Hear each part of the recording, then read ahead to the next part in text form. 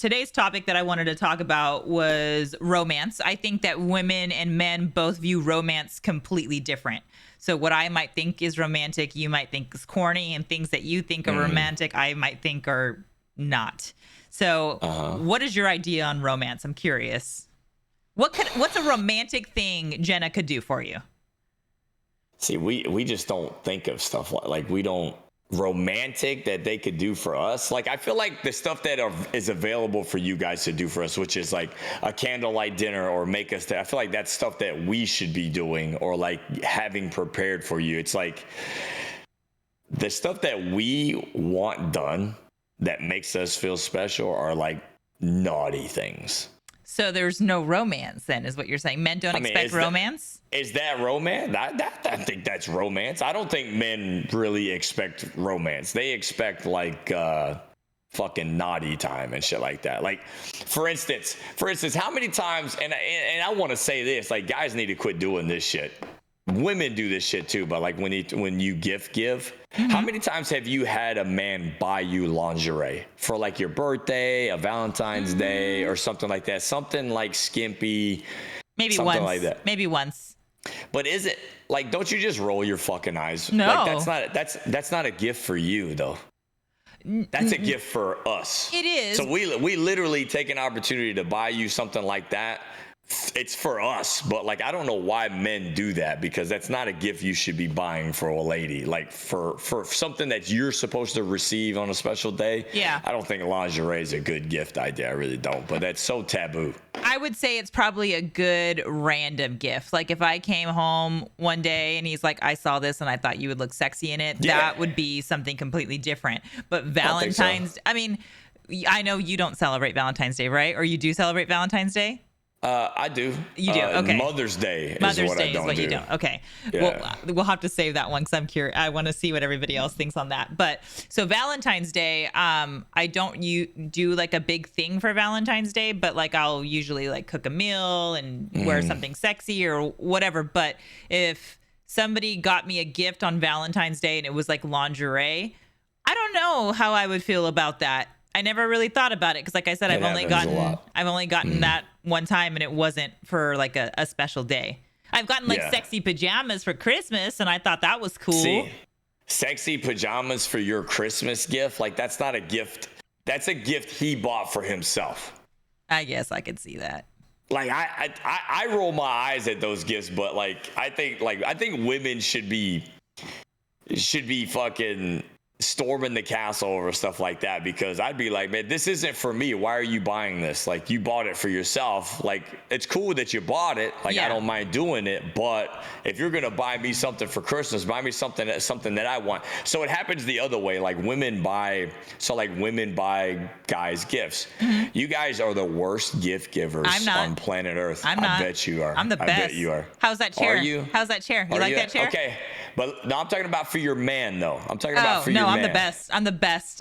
Are you? I've literally been told I'm the best. Okay. How many times have you bought him jeans, shirts? Many times. Okay. You're buying him stuff that you like to see him in. Absolutely. Not stuff that he likes. All women do this. You're not buying me clothes I like. You're buying me stuff that you would like to see me wear. That's not buying me a gift. That's you changing me and dressing me up like a Ken doll. Women do this shit all the time. But like your husband probably didn't do this, but me. Like if Jenna was gonna buy me something, do you know what I want? Buy me Madden. Buy me the next COD. Pre-order that shit for me. If you want to get me a gift that I actually want, those are the things that I like. Don't buy me fucking clothes. Don't buy me jeans that you have no idea how they fit me. Yeah. But you expect me to wear them. You wouldn't want a guy buying you your jeans, would you? No, I don't know. Okay. So why would you guys buy ours? So I think a lot of men don't know how to dress themselves. Some don't, but still, isn't that the same thing? So you got a guy that doesn't know how to dress, has not good style. Sure. But if he liked what you're buying him, he would already be wearing that. He's not wearing that because he doesn't like it. So here you go buying him something that he doesn't like. I've never gotten a complaint off of something that I bought a men. They love. No way. I have very good taste. So okay, for instance, for you, when we did have a comment in chat about not buying the right things, and I'm seeing comments that say stares at Xbox, stares at Nintendo Switch, stares at PlayStation. right. We're literally staring at these things, and they get us some like what is this supposed to be for? Why are you buying me a beanie? Like, you know what I'm saying? Like they try to dress you up, man. I remember I had that conversation with my ex, and I was just like, the fuck are you doing? Like, she literally tried to say to me that I don't have style, and I was like, no, I do have style. You just don't like my style, which is fine, but you're not buying me anything that I like. Okay. Like you guys are buying. So like, you get a guy, he's wearing boxers. Mm-hmm. What do you guys do? Boxer briefs. You try to buy him boxer briefs. He didn't ask for that shit. It looks better on him. Okay, cool. Granted, I think it does too, but that's not the point. For his birthday and Christmases for him, get him something that he fucking wants, right? I do get him let me get finish. him a Jeep Wrangler or some shit. Don't buy him fucking. Okay. I'm just saying, like, I'm just throwing that out there. So like for you, for instance, you do have very good taste. I actually was, because all we see from you on stream is, you know, top up. Yeah. And so meeting you in person, I was like, oh wow, he does know how to dress. I did get that, and I probably wouldn't. You probably wouldn't be somebody that I would dress, but like. Oh, I thought you were gonna say something else. Okay. No, you're someone that I wouldn't dress because I could see that you're put together. Where a lot of men don't look put together. Like they are wearing T-shirts that are way too big for them, jeans that don't fit them right, shoes that make them look like they're clowns, and so they need someone to go, well, let's tidy it up here. Do we, or is that the other thing that causes another conflict in the relationship? Because here you are trying to, like, if you decided to be with him, that's what you decided to be with him with. He's got the shirt that's 2 sizes too big, a nice little Deadpool character on the front of it, and he's wearing fucking jeans he bought at Aeropostale with the little hammer loop that he puts his little hammer in it when he's doing carpentry work. Like, this is how you met him, and you chose him. So why are we changing him? That's what gets frustrating. They don't like that shit. Well, you hit it right on. You hit the nail on the head. We have movies that are all about makeovers. We have Barbies that are all about changing different attires. Those are things that are ingrained in us as children. So if we can fix it to make it look better, why not? That causes conflict. I don't think so. So when how many men and women? So in yours it didn't cause conflict, so he was open to it. But do you know how many men are open to it? Not many. Every single person I've dated, I've always. So I love dressing men. Love it. It is my favorite thing to do. Okay. Ooh, every man, person, I'm glad you every man that I've dated. Let me prop this up. Has always loved that I buy clothes for them, and they wear them and they like them, and some of them even change their style. Okay, go ahead. You say that. All of them. Are you with any of them currently? I hate you. Yes, I am. So that's a valid point, though, right? I mean, but okay, we didn't friction. break up because I bought him a freaking new freaking Columbia shirt. Sure. You know, it didn't. You didn't break up because of that, but you just add it to the list. Those things that chisel away. I'm not good enough. That's another thing she's trying to change. Another thing she's complaining about. We just don't vocalize it, okay? But we put it in our store bank and we keep it in the back of our mind, and it just sits in there and it rots us from the inside out, and it just comes out in another form. So that's a hard truth that you guys are hearing today. I better not bat my eyes at you again, because somebody's gonna say I'm not listening. But let me say this. That to me, that's a you problem. Then that's a men problem, because if I'm doing hold on, you want to hear the answer? I'll tell you. If I'm doing something nice where I'm taking my own hard-earned money to buy you something because I think it's gonna look good on you, I think it's gonna look good on my man and make him feel better, and I do that, and he gets it and goes, "This is nice." But like, I like buying my own clothes. I appreciate that. No one does that. If a man communicated and said, "I'm not into that," like, I appreciate it, but don't buy me clothes, I'd go, I'll save myself the money. I love these conversations. But you I love said them. they stored in they chip away. You know what happens, Trish, if we say, hey, you know what? If you give your husband a gift, these nice tight ass jeans that he's got to wear that cuts off his circulation at the ankles, and this nice little button up shirt, you asked him to just only button the top button because you're from California. So, and he's like, no, I don't want to do that. But anyway, I'm just kidding. So he's not going to say, hey, I don't like that. He's not going to say that. You know why? Because it's going to start an argument. Because you just spent your time, money, effort to do something nice for him, and he doesn't show his appreciation for it. So that's going to start an argument that he doesn't want to partake in it. So you know what he says? What does he say? Thank you. I love it. It's amazing, Trish. Then how is that my fault that they're not communicating with me? I'm sorry. My sister doesn't know. Like, she forgot that we're having the podcast, and she has the music blaring. I'm sorry if you guys can hear that. You guys don't let us say no. That's okay. It cannot always is forever if you do not want to implement change. If you want to educate somebody to be able to adapt to your lifestyle so that you can live fruitfully, you cannot always live in these never nots. You have to be able to accomplish change. So I get it. You've probably been with women where you tell them those things and they get upset, start a fight, whatever. But if you don't want that, if that's not the goal, try something different. Try communicating. Might work. It's almost like, so I'm just going to illustrate this to you this way. If the man cared, then he would have changed it. So he honestly doesn't care. So he just goes with it. Yeah. So it's not really, but it goes on top of that list of all these things that you guys are constantly trying to change about us. Do you see us dressing you guys? Do you see that ever? I mean, I have had men tell me, like, suggest something that would look good on me, and I changed. He bought you a dress and asked you to wear it? Yeah. He did? Yeah. Without me asking? Yes. Mm-hmm. Absolutely. Or I don't like your hair like that. Can you do your hair like this? I used to have somebody that would tell me how to dye my hair, what color hair I needed to have. I had a blonde stage. I was blonde. Mm-hmm. So he wanted you to go back to the normal. No, he wanted me to be blonde.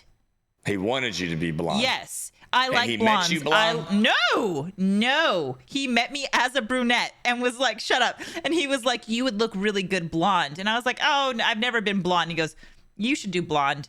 And so I felt like this, okay, he's not as attracted to me because I'm not a blonde. So you felt like what? Like he's not attracted to me.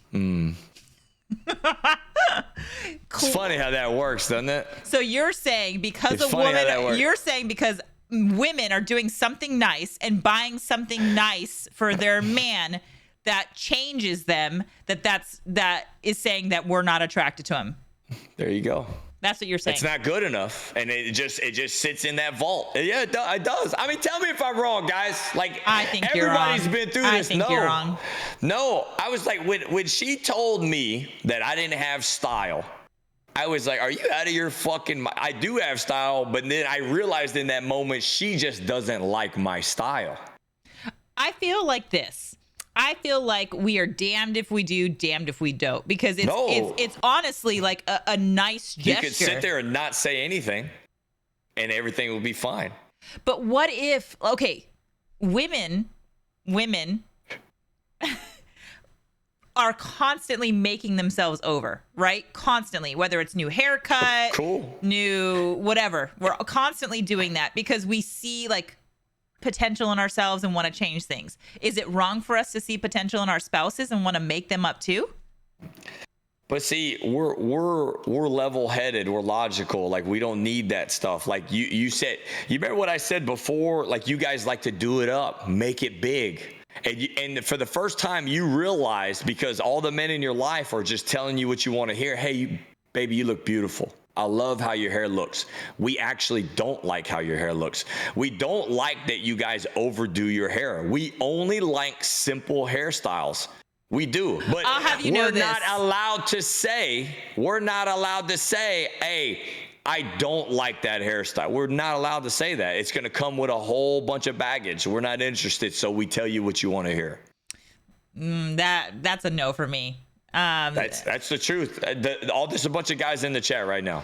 No, I see it. I saw a comment right now that says, women make themselves over to please other women. That's what I just read right now. It's not for men because we actually don't like it. So, but we play along though, Trish. We play along.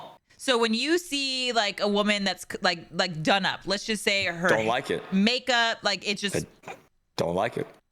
Okay, well maybe I do it for other women because I'm sorry. Y'all do it for each other. You do it for the judgment you want to be called. The only people calling y'all beautiful are other women.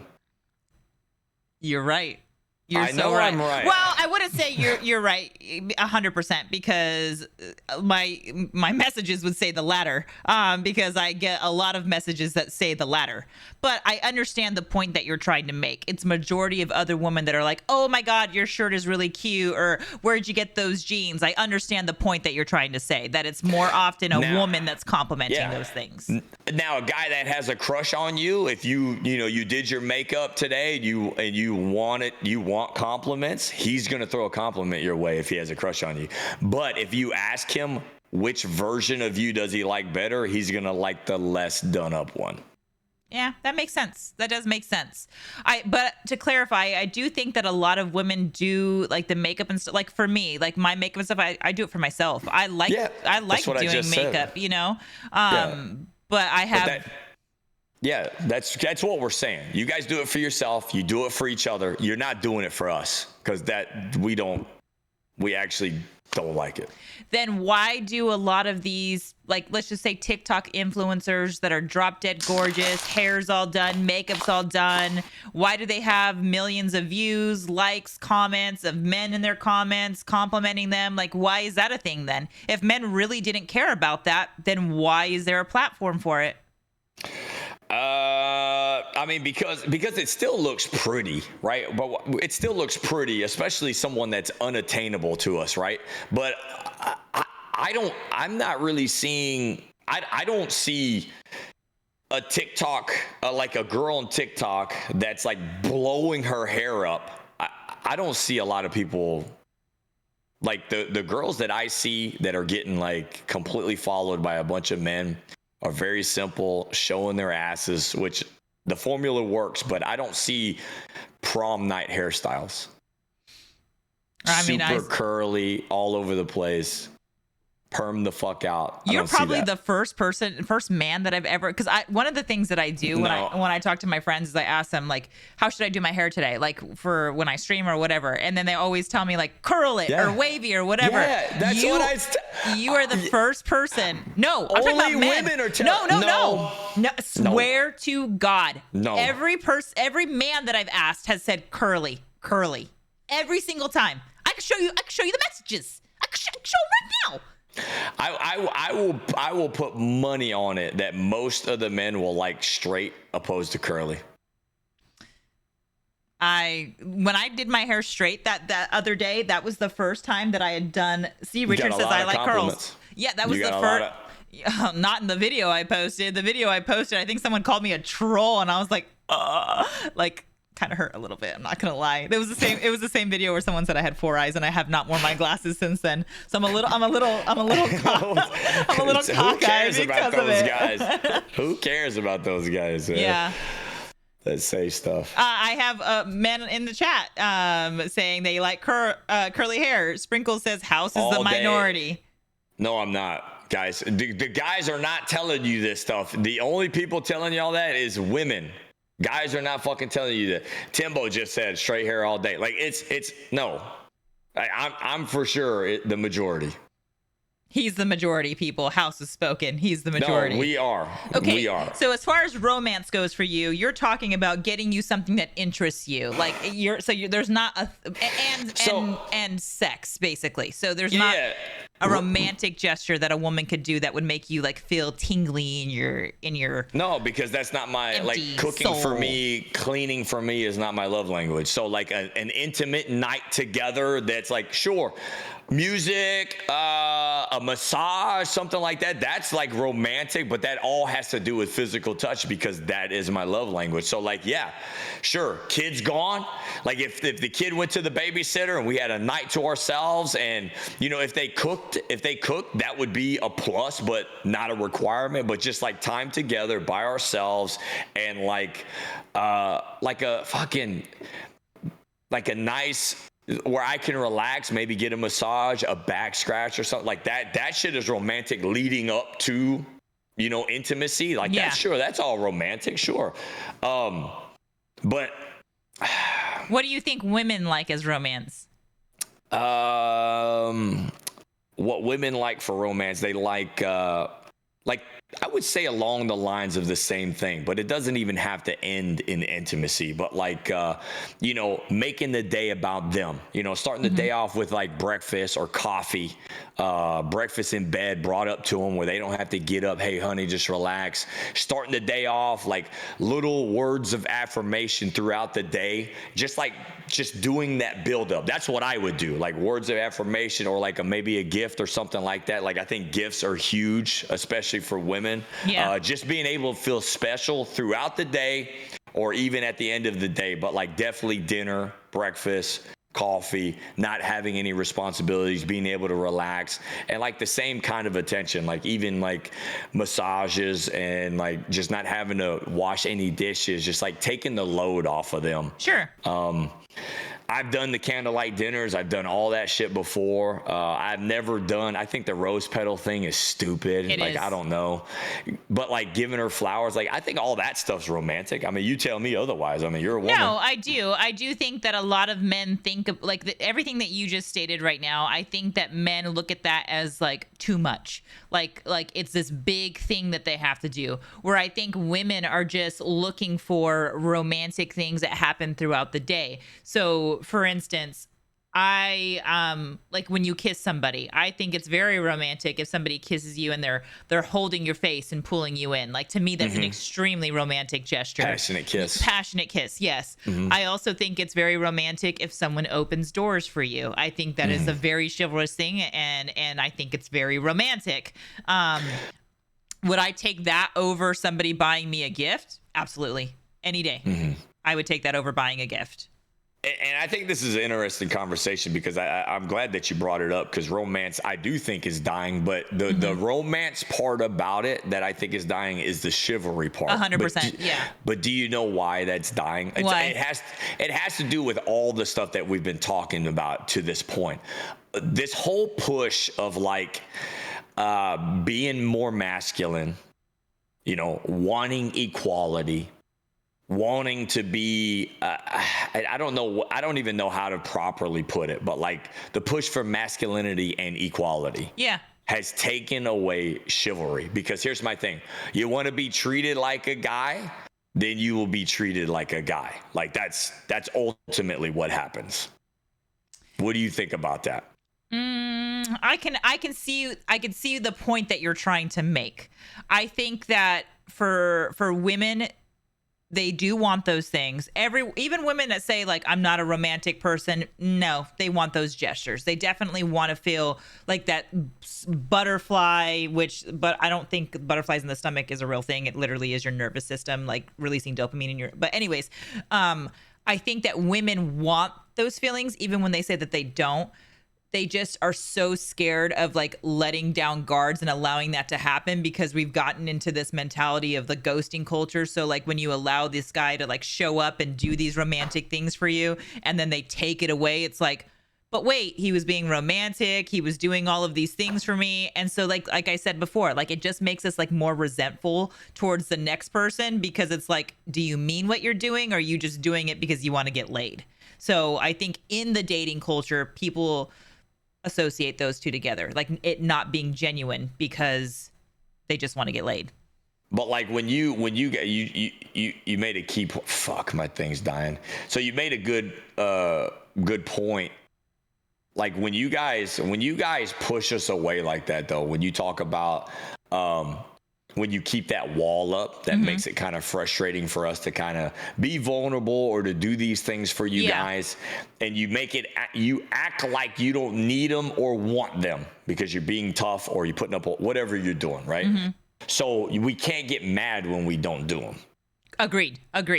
I think it's a vicious circle, unfortunately. Like somebody going into it is going to have to be like guard down and accepting of it and inviting. You're going to get hurt. When you're dating people, you're trying to find somebody that's going to fit into your lifestyle, that you can make happy, that they can make you happy, and you're going to kiss a lot of frogs before you find somebody that you could stand. That is the one thing that, like, in my previous relationship that he had told me as far as like pursuing me. He said, I was looking for somebody that I could just enjoy being around.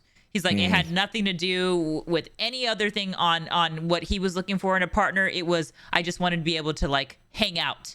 And that was one of the things that he liked so much about me, was he could just hang out with me and we would have a good time. So you just have to go into it knowing you might get hurt. You might get hurt as you let put your guard down and let someone just get to know you, and they might ghost you. They might not call you back, but at least you tried honestly. Like you just, you got to go in kind of like betting, wouldn't you think? Like betting on a horse and hoping that it pays out. Yeah, but that goes back to what I was saying about like wear your emotions on a sleeve, right? You guys don't want to do that because you're so scared of like letting somebody close or being hurt or whatever. If you don't allow yourself to be hurt, you don't even know if this guy's going to be the right guy for you or not. So like you almost have to do it. It'll suck, but maybe you won't get hurt if you don't put your expectations too high. I don't know what the answer is there, but I do know this. If you guys put on this front of like not wanting to be feminine, or you want to be taken seriously, like, I don't know. I take all people seriously, right? But some women have it in their minds that they're not taken seriously by the opposite sex unless they portray themselves a certain way. So if you portray yourself in this manner, masculine, tough, all about equality, whatever, like, so don't be mad when you're treated that way. I'll give you a good example. Jenna did this early on, like in our relationship, and I was like really boggled by it because I'm not a misogynist. Like, I don't think men are above women. I treat them very fairly, but this was very early on. So I think we were getting to know each other. We were having a discussion about cutting grass. I told her, I was like, listen, I don't cut grass. I don't enjoy it. I don't like it. I did it my whole life. I did it for business. I'm going to pay someone to cut the grass. And then she was like, no, I will do it. I said, no, you're not going to do it. You're not going to do it. She's like, no, let's buy one. I said, so when we got through the whole process, she was like, you want to get this lawnmower? She said she wanted this lawnmower. Yeah. I was like, why do you want that lawnmower? It's not self-propelled. It's not a sitting down one. It's an old school push mower. I said, I'm telling you right now, you're not going to want to do this. Like, are you sure? Because you're not going to want to do this. She turned around on me. She went off on me as to say that I was coming at her. It's that she's a woman, can't cut grass. That's not what the fuck I was saying. I hate cutting grass. I'll be damned if I'm going to cut a grass with a fucking push mower, old school, 2 acres. Like, I don't want to do that. So I'm like trying to reassure that you do want to do this because I don't want to put you in that situation. I want to pay someone to do it. She didn't want to save the money. Yeah. But she made it about this whole masculine, feminine thing. And that was such a turnoff to me because that's not the angle that I was playing. Like, so my point is, sometimes we make issues when there isn't issues. So you know what that did? That made me be like, okay, you know what? Buy it. Go cut the fucking grass. How long do you think that lasted? 2 times. 2 times. Yeah. That was it. So you know who the fuck was cutting the grass because we ended up buying it? My fucking ass.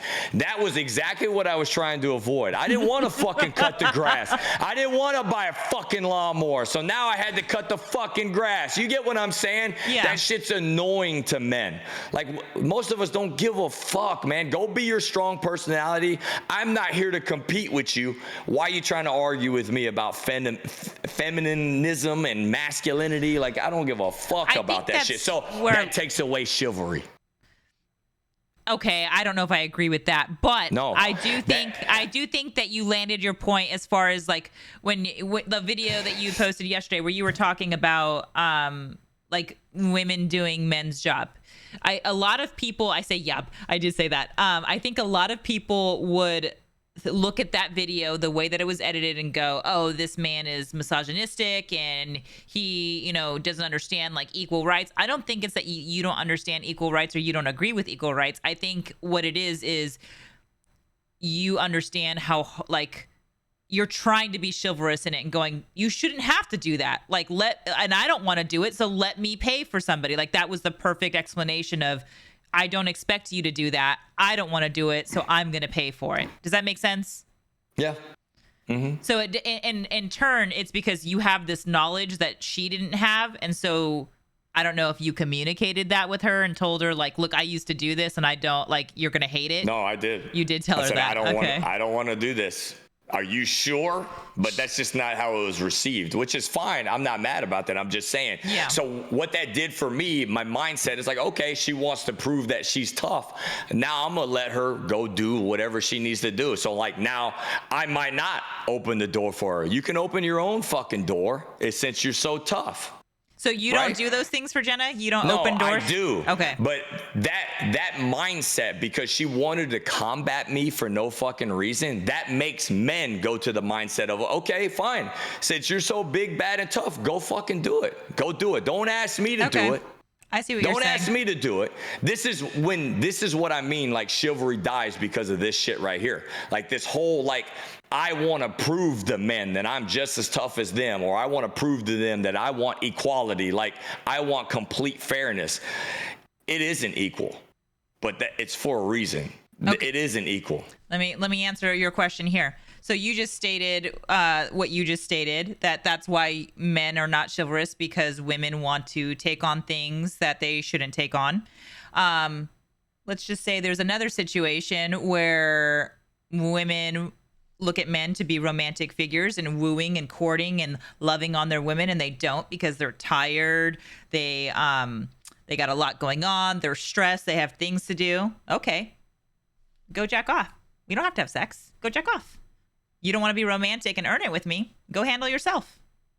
I mean, I'm not. What are we? What are we saying to you guys to get to that point? It's a perpetual Like, what are circle. We saying? To say I'm going to take something away from you, because it all breaks down to communication. If you're not communicating with your spouse, like, okay, no. Here's the thing with like, this whole situation. You tried to explain it to her, and she was not getting it. She was not understanding what you were saying whatsoever, and so she steadfast and said, "No, I'm going to do it."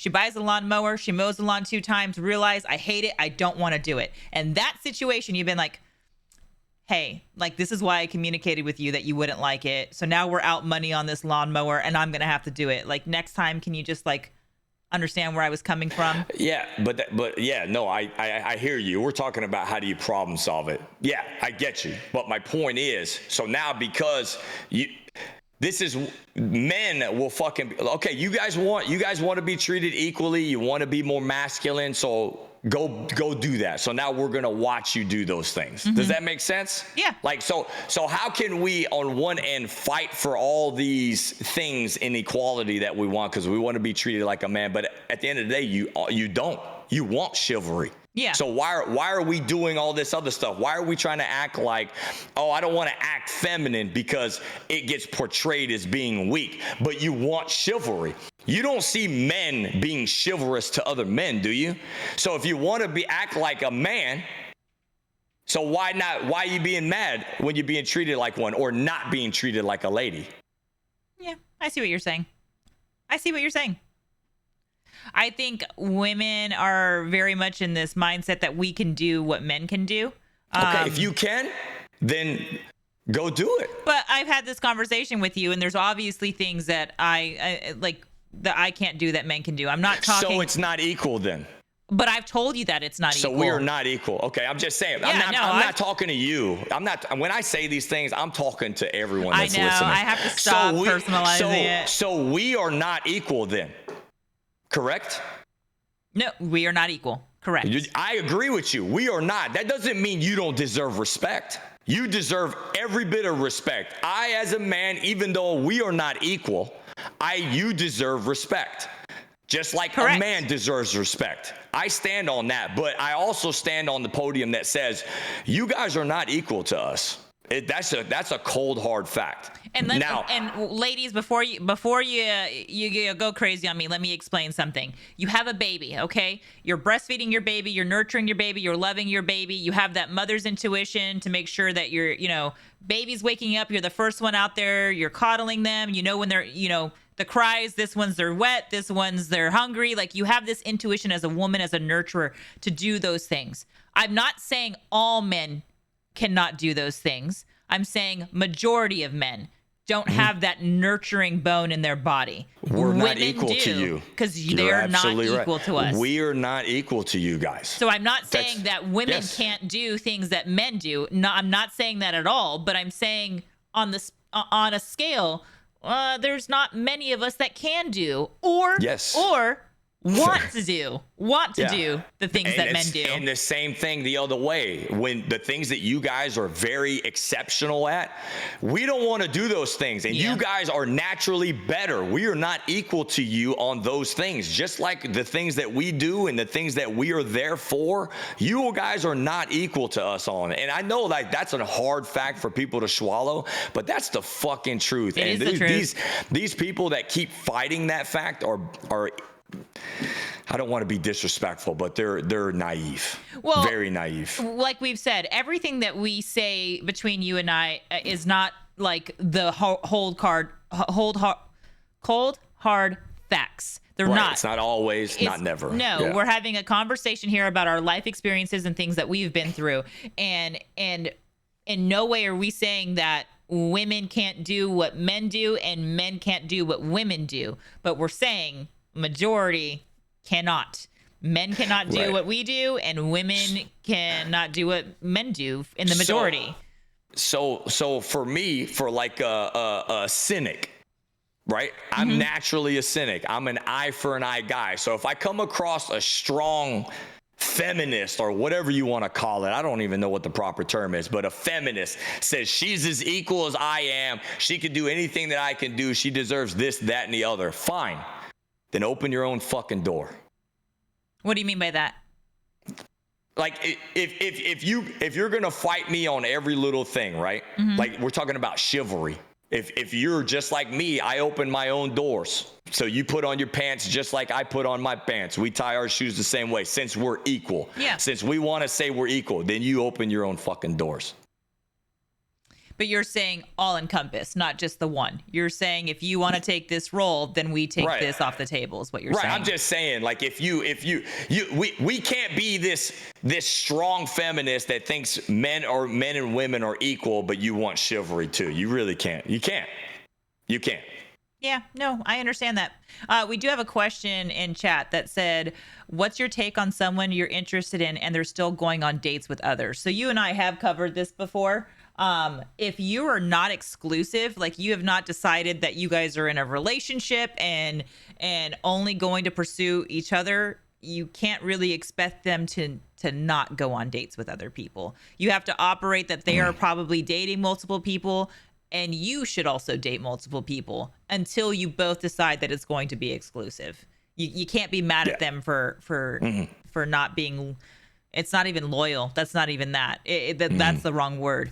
You can't expect them to only be talking to you in the talking stages, in the dating stages. There's no loyalty until there's a commitment. Yeah. So did you want to read one of the questions that you got? Yeah. Okay. I'll shoot one right here, man. What should I do? I want to hit this girl up, but she's a good friend with one of my best girlfriends. That's not really a wingman. So he's in a situation. He really likes his friend's friend. Yeah. Okay. She's not a good wingman, so he's not going to go there, man. Also, his best girlfriend and best boyfriend are also dating each other. They're all friends. Okay. So he's kind of on the outside. He has a great advantage to talk to this person, but he's scared to navigate. He doesn't want it to be awkward. He doesn't think they're the best wingman. So how should he do it? He obviously wants to approach this girl. Yeah. I think the people that are friends with you and that person is your obvious ticket in there. Agreed. Yes. 100%. I don't even care if you think will talk well about you or not. But I think if you're scared to approach the girl that you're wanting to approach, if you're scared to ruining that, you obviously have to use the friend. And you got to be sincere when you talk. It's like, listen, man, I don't know what the deal is, man, but I'm really into so-and-so. And I don't want you to think that I'm some kind of like goofball. And like, I want you to have, like, I'm being dead at, like, I want to take her out on a date. I don't know why I like her a lot, man. I just want to like cross over that threshold. Do you think that's a good idea? So like involve them, make them a part of it. That way they can feel like, okay, you're very sincere in your approach, because all the friends want to protect the friends at the end of the day too, right? So if he doesn't show sincere intent, I'm not so sure they're going to step out on that plank for him. And I think that's what he's afraid of by him saying they're not going to be a good wingman for him. But he's got to show an honest effort, right? He's got to put his best foot forward for this, but he needs to use them in this situation. You do. And honestly, what I would do is I would tell your friend, like, look, I don't want to make anything weird. We all get along. We're cool. But I'm kind of looking at so-and-so a little bit differently. Can you just fill them out and be like, what do you think of so-and-so? What do you think of so-and-so? And if they say, oh, he's just a friend, just tell me that, and these feelings die. These feelings die, and I will not pursue it. But that's a great advice. Yeah, that is super advice, and it keeps it completely neutral, and it keeps them not knowing that you're actually interested in them, so it's not awkward moving forward. That's great advice right there. Yeah, and then just tell your friend, say like, I want to keep this like so nothing changes unless there's an opening for it to change. So if you can just feel them out and be like, hey, have you ever thought about so-and-so that way? And if she responds with, yeah, I actually have a big crush on him, then she has the opening to be like, I think he has a good crush on you too. Or she says, nah, he's just a friend. Just let me know. And then these feelings, I'll deal with them on my own. And then I will put them away and we're all still cool and we're friends. And then he can move on. In like Flynn. It all works out. Yeah, that's what I think is a good idea. But okay, so let me pull up one of my questions. I got quite a few, like a lot of questions. Just do the best ones. Okay, so this one right here. Shoot, that's the wrong one. I could go right into the next one. Going right into the next one right now. I've been talking to this guy for a little over a month now. He constantly sends me mixed signals. One day he'll message me all the time, all day long, and the next day I don't hear from him from hours, but it'll just be... It'll be without saying, and then he'll message me in the evening apologizing for not messaging me all day. Doesn't want me to think he's being distant, so that's why he messages me late to reaffirm me that he's not trying to avoid me. Keeps doing the same thing over and over, even after she talks to him about it. It's a continuous pattern. Then right as he's finally given up, man, he comes back and repeats it all again. So what do you think about this situation? So I think two things are happening. If he didn't care, he would just let you think whatever you want to think, honestly. This could just be who he is. He could just be a person who is not a good texter. He might be a good phone call person, but not a good texter. Maybe his job's more of a priority. Maybe family's more of a priority. You got to ask yourself if you're willing to be okay with this type of communication, or if you want more. And if you want more, then you're probably going to have to move on to another person, because it doesn't seem like he's going to change. What do you think? He's got several embers in the fire, and she's just one of them. And he keeps leaving and coming back. So he's keeping her on a string is what he's doing. And that's in case this other thing doesn't work out. He's not that interested, because if he was that interested, he'd be texting her all the time. He's got other things going on, maybe several. So maybe his time's being occupied elsewhere, but let's just say it's two. He's more interested in the other one. And maybe things haven't progressed like he wanted to. So he's keeping you on a line in case it doesn't. Keeps you interested, keeps you coming back. I think you need to jump ship right now. And then you'll find out very quickly that he's probably talking to somebody else. You don't know that right now because he's still trying to talk to you. Yeah. But I forgot the part that you said that that there was a break. Yeah, if he's taking breaks from you, that just shows you that he's not. Like, it would be one thing if he was consistently talking to you and saying like, hey, I'm sorry, I had a really busy day, but he's still talking to you. I think that would be a little bit different. But if he's like pulling away from you for like weeks and months at a time, yeah, he's talking to other people. 100% he's talking to other people. He's not sitting in a room by himself. Okay, so here's the question that I got, and this kind of segues into the second portioning of what we were going to talk about. I'm living with an active addict. He's emotionally abusive, financially abusive, and I made a choice to heal to be different, and he's choosing to stay the same. And I wish I knew where to start to get my life back after 17 years. And being mentally abused, I feel kind of stagnant just looking for guidance on this situation. So, that story kind of resonated with me a little bit. So I'm just going to do a little backstory. I don't even think I've ever told you this story, House. So, I've shared that I've been in relationships where I was in an abusive situation, and a lot of the comments that I got on the videos that I had posted were people saying, just leave. Like you're the one picking these people. Like, you should look at yourself because you're the one that's dating people that are abusive, which you are right. I do need to look at myself. So in my whole therapy, this is the point I want to land. I had to understand, why was I picking people who were abusive to begin with, because they show their colors pretty early on. And I had to go back to how I learned how to love. And how I learned how to love was from being abused as a child. And I wasn't very abused, but I was abused. And then almost immediately, I love you. You're the best kid. Like, you saved me, like, you're my favorite daughter, or whatever it was. So not only was I being hurt, and then I was immediately being loved bombed by said parent. And I learned to love that way. So as I got older and I was dating men, when they would be mean and rude to me and then come to me and tell me that they loved me and they cared for me, I thought that's what love was. It was normal to me. And I know now that's why I had chosen those type of partners, because that's what I thought love was. Now that I've gone through therapy and I've identified that, I would like to believe that I will not make those same mistakes again, because I understand that that's not love.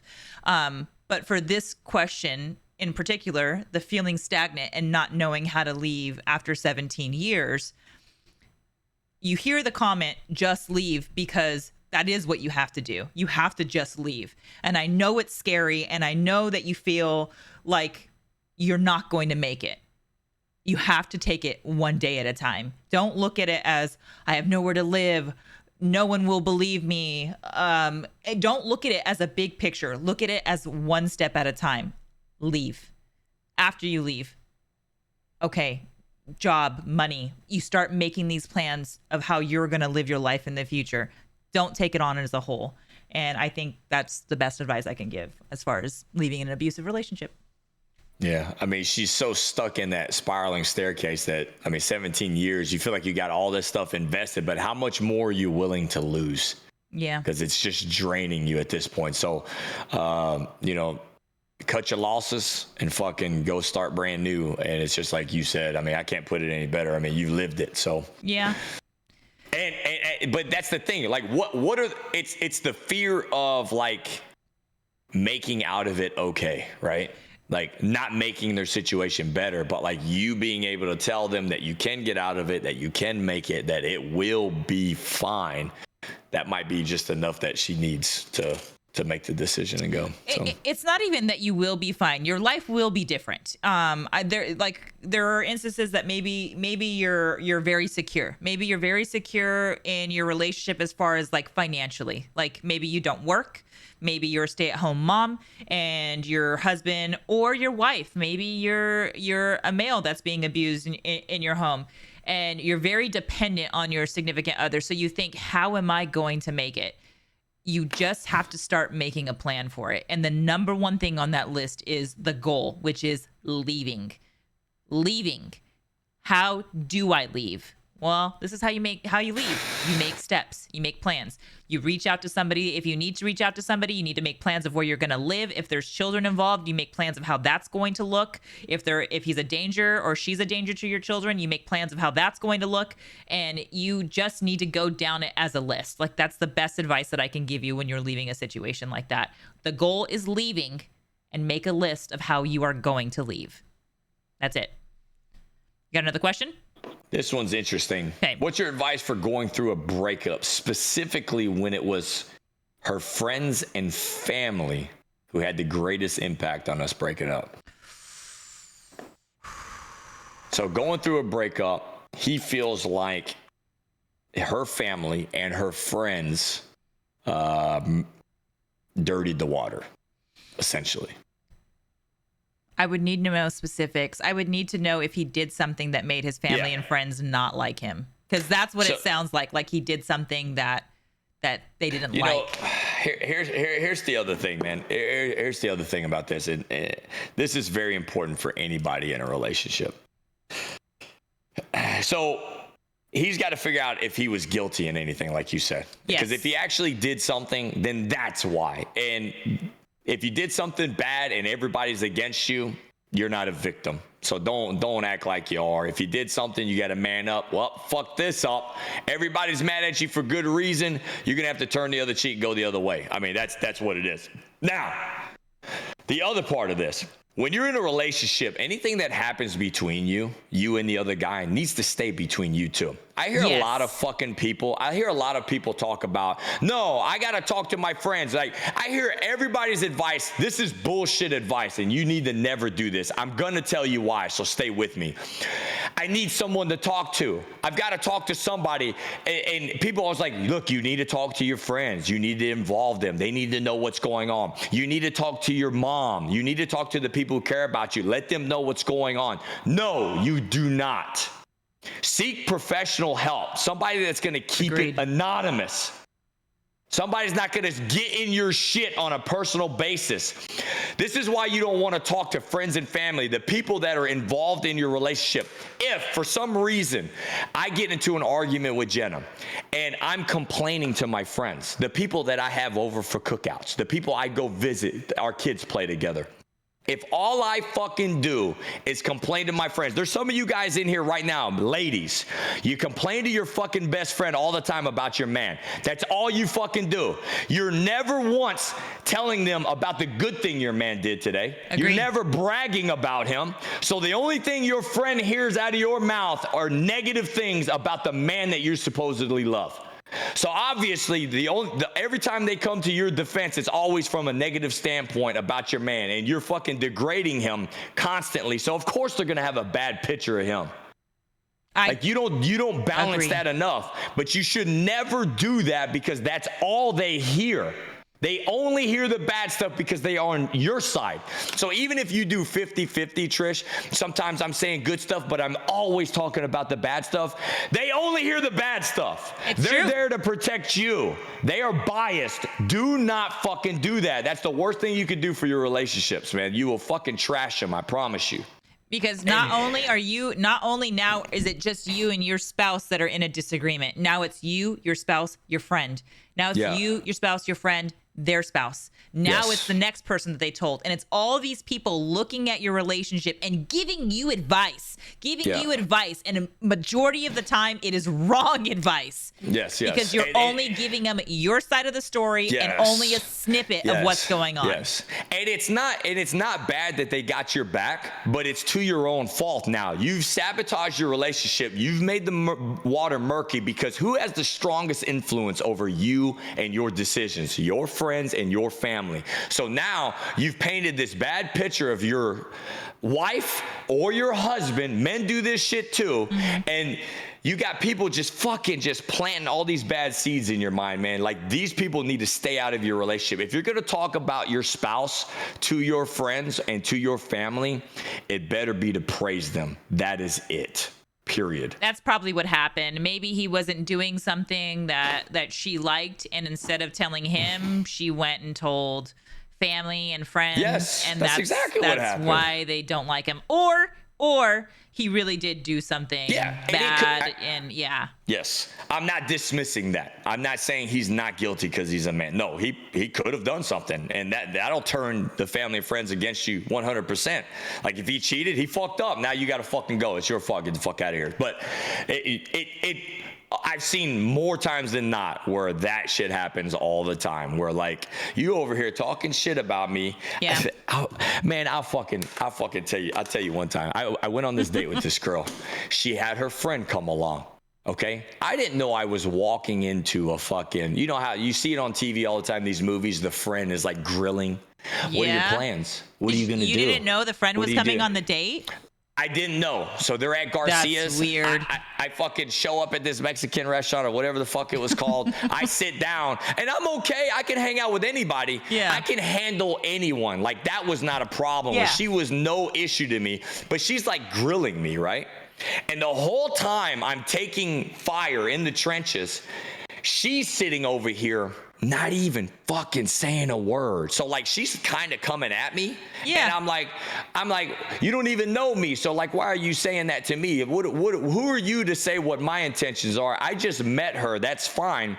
But you can ask me all the questions. So I'm in here now. I'm defending myself, right? Yeah. And guess who's sitting here not even defending me? The girl you're on a date with. At that moment, there is no friend or no family. This is a good topic. I want to know your question on this. There is no family member or no friend that you should be siding with over your spouse. Ever. Oh, I 100% agree with you. I don't believe there's going to be a lot of people, and I don't disagree because some people think their family is more important than their spouse. You could probably have good argument with that, but I don't believe that. I can give you a real life comparison to this. My mom, she's married to a man now that I didn't grow up with. I did not grow up with this man, okay? But she would vent to me about him, and it made me hate him. It made me despise him. What did we just talk about? Yeah, I was like, I was like, who did my mom marry? Who is this guy? And Can't do that shit. Hated him, okay? And so now they're happy. They're happily married. All the kids are gone, and I'm okay with him. But my sisters do not like him. Like they have a very hard time to him. They have a very hard time connecting to him because my mom would vent to them about their relationship. And of course they're going to side with our mom and not this person that he's dated. And so even now, I mean, they're working out of it now, but like one sister is adamant and is like, no, I want nothing to do with this person. And it's so sad because it's not because her own experience, it's what my mom told her. You know what I mean? It's sad. I feel bad for him. Like, that's not fair. It is sad. It should not be done. It is sad. And should not be done like that. That honestly was great advice. Like, you should not be communicating your problems with your family or friends whatsoever, especially if you're not giving them praise. If all you're spitting out about your significant other is negative things that are happening, fights, disagreements, any of that, and you're hoping that you're going to get good advice on how to stay, no. All you're doing is trying to vent to somebody, and so that they will side with you, so you feel better about feeling what you're feeling. It has nothing to do with advice on how to fix it. You just want to make sure you're right in what you're feeling in that moment. That's 100%. All it is. That's all it is. That's good stuff, 100%. And if you are serious about fixing it or finding ways to make it better, then go seek professional help. You can tell them everything you need to tell them. Don't involve your friends and family. You're making a bad mistake. And then, so like by her in that moment showing me that she didn't have my back to her friends, asked me if she lasted. No. How long did you guys date for before this girl came on? She was done. That was the day that showed me that I can't trust her. That was it. Something simple like that. I liked her a lot too. Yeah. I liked her a lot. But that right there, I wonder what made her me, feel like she needed to have her friend grill you. Like, I wonder what her motive was about that. She's a real docile being, and you know, she was cute for that. And her friend was very aggressive, masculine. Thought that she could probably go toe to toe with me, like you put it, and she just used it. What she was trying to do, she was trying to see if I would be the right guy for her. So without just talking to me herself, right? She instituted someone that would bring out the answers that she wanted but wouldn't ask me. Yeah. You get what I'm saying? Yeah. But that was the wrong fucking move. That showed me everything that it had nothing to do with the questions. The only thing that ruined it for her was her choosing her friends over me. Yeah. I knew she would never have my back when it came to arguments or like any issues, and it would spill into like parents, and like I'm not interested in that shit at all. I think that goes into a whole other segue too, is like, obviously before you're dating somebody, you have your own friends that you are around all the time, whether they're male friends or female friends. You have the people that you associate with, and then you decide to date somebody. You're getting to know them with the goal, hopefully, of it progressing into something more seriously. Who's more important then? The friends that have been there the whole time? Yeah, or the new person that you're pursuing? Who's more important? Shankla said this the best, man. I'll never fucking forget it. He said, never let the family you came from ruin the family you made. I like that a lot. I fucking love that. I like that a lot. Because I would, you know, like my mom is very high up on my priority list, and I kind of battled that. You know what I'm saying? But that's completely right, man. It is. Yeah, their opinions and how they want to do shit. They don't get to make decisions over I know that's their daughter and all that stuff, but they don't have any say in this life. Mm-hmm. They do not. They don't dictate. They don't determine.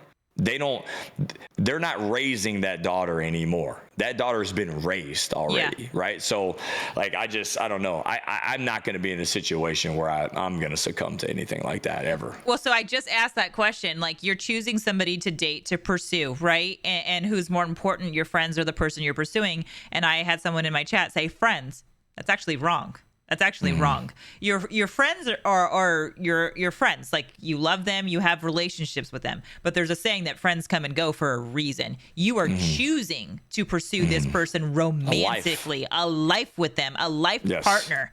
Your friends are no longer number one. They are number one. They're not your life partner, man. You're not fucking them. You're not paying bills with them. Like, your friends have your back, no doubt, but they're not paying your bills. They're not growing up. They're not buying houses with you. Some of your friends wouldn't even trust you with their money. Correct. So don't act like they have some kind of priority to make decisions on your behalf and in your relationship, because some of them don't even trust your ass. So don't try that shit. Don't make that mistake. You know, both of us, of where we're at right now in our lives, do you still have the friends in your life right now? I'm not saying all, but do you still have friends in your life right now that you thought were going to be in your life forever? They come and go, right? Yeah, they do. But I definitely have some lifelong friends for sure. I do too. But even those lifelong friends, I'm not talking to them every day. They're not in my life like that. Me neither. You know what I'm saying? Your spouse, the one you choose to have kids with, you're in there every day, all day. It's a totally different bracket. They should never be in your relationship like that. Ever. Never. I completely agree. It's so funny that you said that was the quote that you heard from Chonkla's that like really moved you, because there's one that really moved me from Gunner that I will remember for the rest of my life. And he stated to me as far as dating, but I also apply it to myself in like career also. And it's driving through traffic signs, trying to get home. And when he said that to me, it blew my mind, because there's so many aspects of my life that I think that I need to go fast, like hurry up, like skip 10 steps and go to or home or whatever.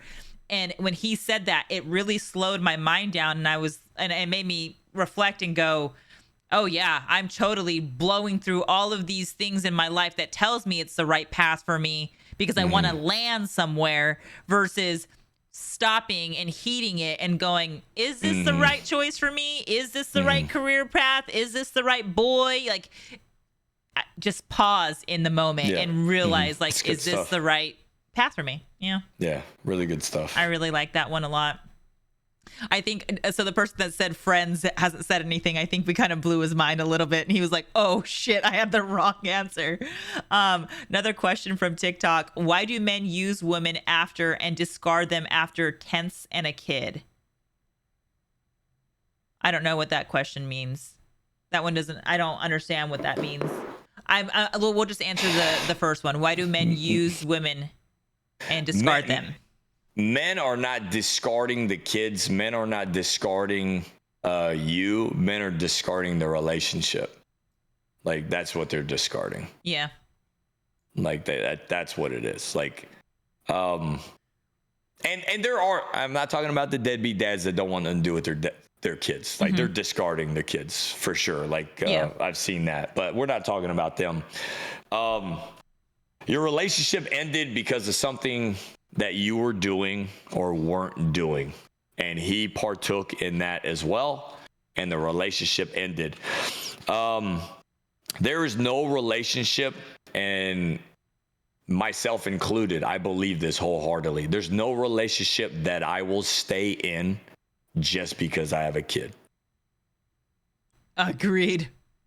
So I did. I stayed for my kid, and I'll tell you right now. You wasted a lot of time. I wasted so much time, and yep. And now, because of hard work and putting our child first, we have a way better co-parenting relationship than we ever had a marriage. Like, and I'm so glad, at least of everything that had happened, that it happened that way. And it's not like it was magic. It was hard work on both of our parts for the sake of our kids, or for our kid. We said, we couldn't make us work, but let's make good parenting work. And I'm glad we did it that way. You know, and I don't want to. So I'm saying this from the man's perspective, and I said this before, and I mean this. A man is not going to leave a good thing.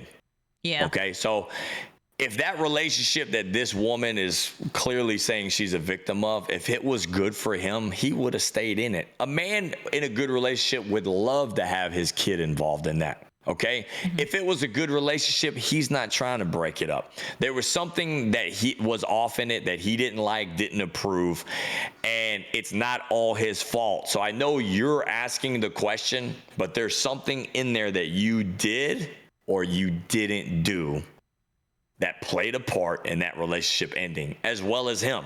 He did something too. I got a question. I got a good question. So you're dating a guy, right? And you're vibing, everything's good. And then he says, no, this isn't going to work. You're too good for me. What does that mean? He's letting you off easy. So it's not that I'm too good for him? And he doesn't think that he's good enough for me? It's not. Nope. It just sounds good. It's a good, look, it's a good and bad thing. He thinks you're a great girl. He really does. He thinks you're a great girl. He doesn't want to hurt your feelings, so he's going to tell you something like that. I used the same thing when I was dating, except I said it differently. So this is what I used to say. So I used to say, listen, you need to find, I'm not the right guy for you. You need to find someone else. That's me in a nice way saying we are not compatible. That's a nice way. So like, she's a great girl. Like, I've met a lot of them. They're fucking, like, they're great girls, but I know that there's a lot of conflict on the horizon. I know that I am not going to mesh well with her personality the way I am. So I tell them, listen, I told like 3 of them this after I was divorced. And remember what I told you, my problem was not breaking people's hearts. So after I got a divorce, that was my main thing that I was going to do. Make sure I wore my emotions on a sleeve, been very honest up front, and tell them the way it is. If I didn't like them, I needed to let them go.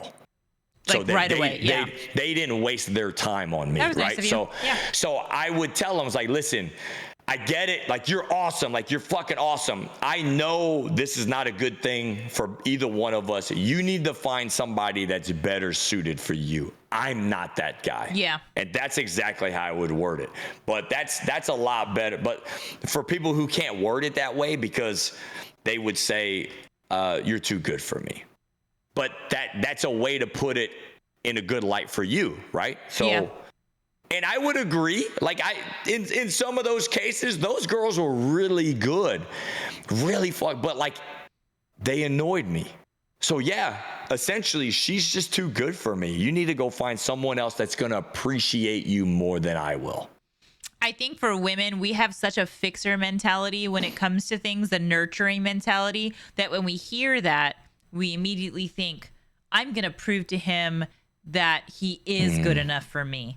Let me prove to him that he is good enough for me. And what women do, because we choose to do that, is we lower down our expectations of what we want as love. And we think that how they show love is going to fulfill us, and it's enough. And it's just this perpetual start of a cycle of immediately not feeling fulfilled by your spouse because you're lowering how you need to be loved, because you're trying to prove to them that they're like worthy of you because they're saying they're not. Yeah, and that's a problem with the ladies. Like we gotta not give a fuck about projects. Like if you guys are hearing that, you need to be like, thank you for the compliment and thank you for the heads up, and go. Like that, guys aren't doing that. Guys aren't like, oh man, I want to try to make this work. Like most of them aren't doing that. So like, if you hear that, it's a compliment. You are a good girl. Yeah. And just keep it at that. Give it to somebody that's going to appreciate it, because he's not, and he's being good to you, I think, because he's not going to cheat on you. He's letting you down very respectfully. You need to take it as a compliment and go the other way. But I think you guys kind of take offense to it. No, I wouldn't say offense, but we have this fixer mentality where we think that we're going to prove to them that they are worthy of us, and so we just keep we do more. Like we do more, whether it's like, okay, I'll sleep with you, even though like I didn't want to sleep with you because I wanted to wait a little bit longer. Now I'm going to sleep with you because I want to show you you're worthy of it. You remember what I said on Wednesday? If I care less. So on the surface, it looks like I don't care about you enough. I don't care about the relationship enough to stay in it. And what did that do to y'all's mentality? Brought you fucking closer and harder. Yep. Like, I mean, I'm just like, what the fuck? Like, care less, get more attention. Like, I don't know, man. Would you have tried? You wouldn't even have like plotted all that plan if he would have been like, oh man, I like you a lot, I want to stay in this. You wouldn't have plotted all that plan, but because we're thinking about backing off, time to start Operation Condor. I'm gonna come in here, I'm gonna put my hair in a ponytail, I'm gonna execute this action, we're gonna make sure this thing works, soldier. Like, it's true though. It is true. I think too with women, you have to break. I did see your question, Chris. We'll get to it in just a second. I think with women are very victim to this is we see romance on TV. We see it in movies, whether it's The Notebook or Pride and Prejudice or all over reality TV, whether it's living certain lifestyles like Beverly Hills Housewives of blah, blah, blah, blah, blah. And we think that that's how our life is going to be. Like we do. We think that if we're going to meet a guy who's going to sweep us off our feet and lead us into this very big romantic life. I think women my age even think that way because we are in this fairy tale delusion that that's what love is. I think before you get into a relationship or you start dating, you should write down, what does love look like to you? Don't compare it to movies or this fiction. Compare it to, in your mind, what do you need to feel loved? And look for a partner that makes you feel that way, not this delusion of how it's supposed to look because you see it on a screen. I think that's some good advice there. But okay, so Chris said, I have a question and I don't know how not to feel it anymore. I'm going through a divorce. How do I not thinking about it when I know thinking about it all the time? I love my ex-wife and my ex-wife have no feels for me. She already's moved on right after I left. She already got a man and the man already moved into the house and he has no business being in. Dog, so I'm gonna give you the brutal, straightforward answer, and this is true. You might have some sophisticated answer, Trish, and that's fine if you do, but this is the real one for men. How are you gonna get over it? You need to start. No one's gonna make you get over it like another person will. You need to go date now. You need to get on get all the dating apps. She's going to give a different answer. Download all the fucking dating apps. Swipe right on everybody that you think looks pretty, that you like a little bit about. Get lost in dating, man. Get to know other people. The only reason why you haven't forgot about her yet because you ain't met nobody new. There's nothing new in your life happening right now. There's nothing new and exciting that you got to look forward to on the weekend. So you're just mulling in your own shit on a daily basis, having her cloud up that fucking brain of yours. The faster you get out of that situation, the better. And no one's gonna make you forget about her fucking ass quicker than someone else will. You need to get out there right fucking now. And I promise you, if you did that today, 3 weeks from now, you're gonna be like, fuck, I wish I would have done this earlier. I swear to God, do that right now. But wait.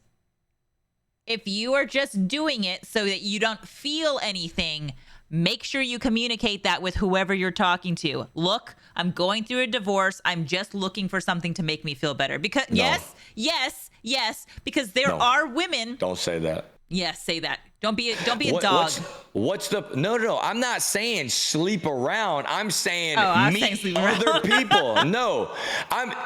Listen, the sooner he meets somebody that's like, oh man, I didn't know this girl was out there. How many times have you been with someone and then you meet somebody like, man, I really like this. I didn't know I liked this about people. I'm so glad that I met this guy. This is really interesting. These new feelings that were suppressed for so long because you've been stuck in this drag ass relationship are locked away. Get them things to the top again by meeting someone new. It's going to get you new, excited. You're going to be looking towards something. If he goes into something talking about his fucking crybaby divorce stuff, man, that's going to turn girls off. Don't fucking talk about that shit. You're right. Go into it very optimistic. Listen, don't mull nothing over. Go into it fucking happy, excited to meet somebody, man. Like, be very energetic, man. It's all about vibes. Streaming is no different. People land into your stream. If you got great vibes, they're going to stay. Dating is the same way. Go on that date, give off great vibes, show your personality, get to know someone genuinely. And if they like it, they're going to stay in your stream. Do you understand what I'm saying? Like, that's how you get over that shit, man. And fuck this person, man. Don't bash, like, accept that your relationship is over. Like right now, you just told us a whole spiel of what was going on with your ex-wife, and you said that or your soon-to-be ex-wife, and that she had moved in with a guy, and he has no business being there. Well, she's moved on. She's moved on. She's living her life and she's doing her own thing. You need to accept that. You need to accept that she has moved on and she's with somebody else. Don't go dating people saying, oh, like my wife left me for another man and now they live together. Because I'm going to tell you right now, girls are going to look at that going, why did she leave? She moved on so fast. Like, girls like read too much into stuff already. So just say, I'm going, if they ask, like, I'm divorced. You don't need to bash them whatsoever. Don't do that. Yeah, don't talk about them. Yeah. Don't fucking talk about them. But you're letting her fucking run your life right now, and she's not even with you. She's living in your mind rent-free for no reason whatsoever. So get out there right now, man. Swipe on everybody. I don't even care. Oh, my.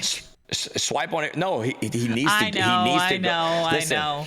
It's not. He needs to occupy his time. He does. With anybody else. It doesn't matter. Like, he might not like them all, but he goes on a date that occupies his night. And then he's like, fuck, you might meet somebody that you're like, man, fuck, man, she is fucking cool, man. I didn't know that I would like a person like that. And then all of a sudden you forgot about all that bullshit.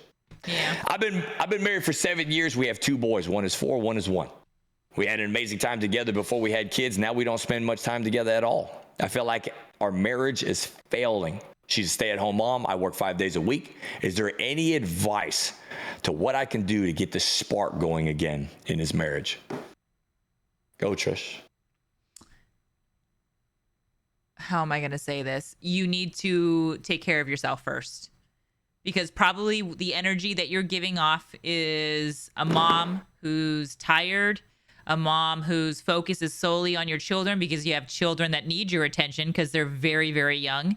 And your husband probably feels like he's not a priority. He probably feels like he's second to those children. And I agree that there is a certain point where your children do need to be number one because they're young and they need you to nurture them, feed them, all of that. But in a home, a successful, loving home, your husband always has to be top priority because he's with you for the rest of your life. We raise our kids to leave us.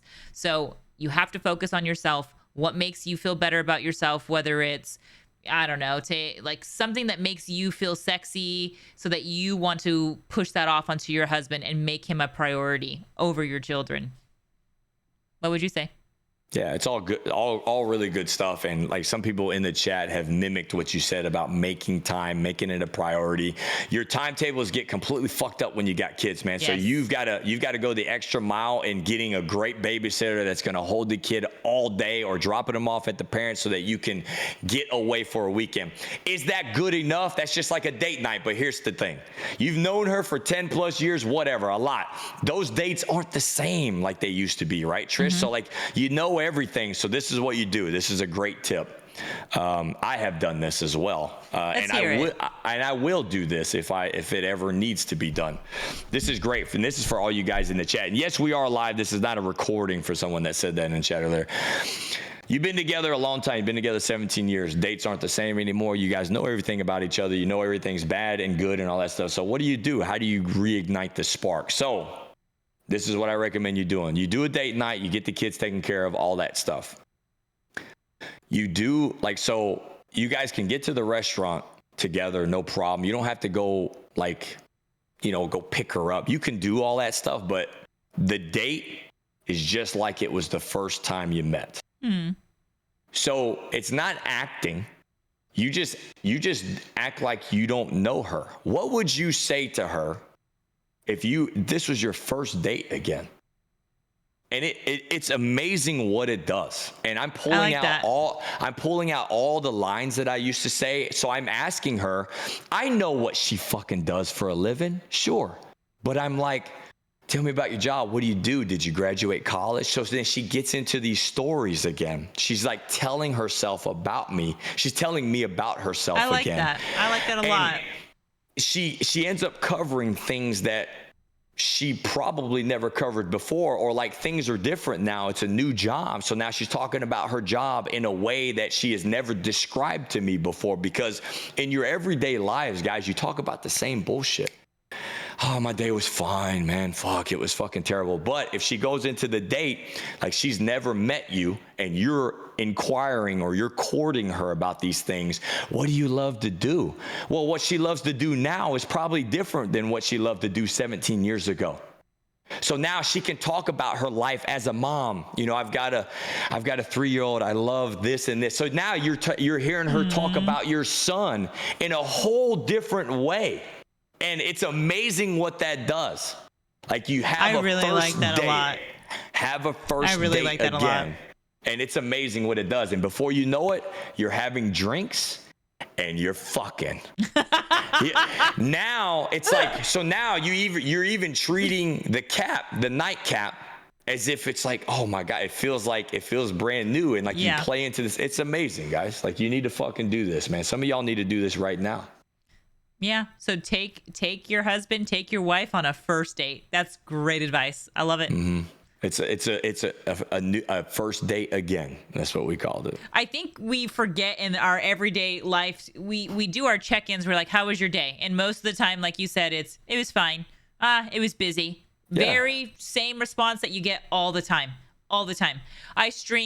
When I streamed last week with you, and we were excited because we have people in here and they're interacting with us, and I was a little overwhelmed. I was like, oh my God, this is huge. And I messaged, the guy that I'm dating, and I was like, just got done with stream, because he'll pop in here every now and then. And he asked me something that I have never been asked. And he said, what was your high and what was your low of the stream? Mm-hmm.